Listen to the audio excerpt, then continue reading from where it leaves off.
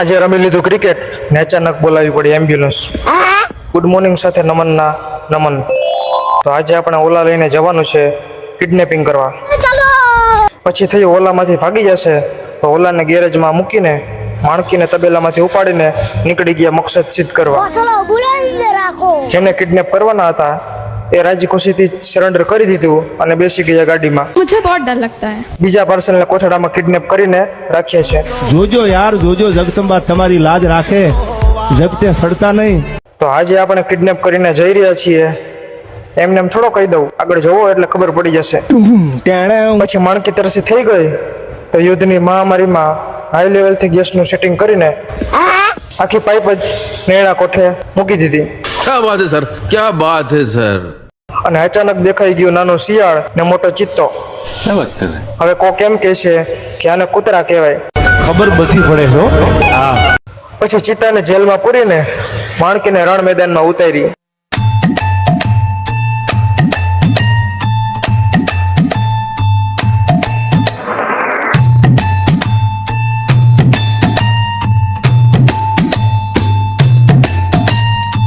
માણકીના સવાર પણ જાણે મોટું કામ કરી નાખ્યું હોય એમ મોજમાં આવી ગયા.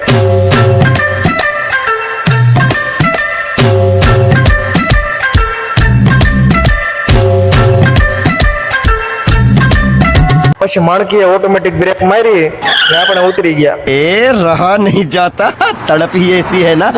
ઉતરીને આપણે લઈ લીધું મોર્નિંગ સ્ટાર્ટર. ચાવીના મને ચેન પડે નહીં જી. મારી આગળ પણ એક ભાઈ કિડનેપ કરીને લઈ જતા હતા. ફોટા ફોટા નહીં લેના. એટલે આ તો જીવે છે. જરાક આગળ ગયા ને દેખાઈ ગયો ચોટીલાનો ડુંગર ને કરી લીધા દર્શન. હે માં, આશીર્વાદ આપો કે મારા મકસદમાં કોઈ અડચણ ના આવે. માતાજી સુખી રાખે યાર. માતાજીએ આશીર્વાદ આપી દીધા ને આપણે આગળની સફર ચાલુ રાખી.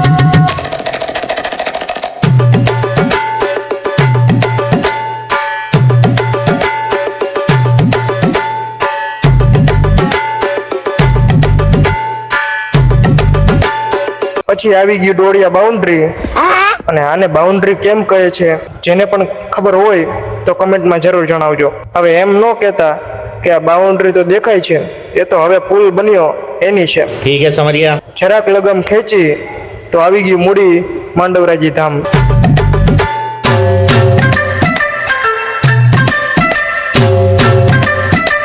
અહીંયાથી જેવા આગળ પહોંચ્યા ને દેખાણી ચોકલેટની અને ફાર્માની મોટી કંપની મેક્સન. પછી તો આપણને ચોકલેટ ત્યાંથી મળી નહીં એટલે નીકળી ગયા આગળ.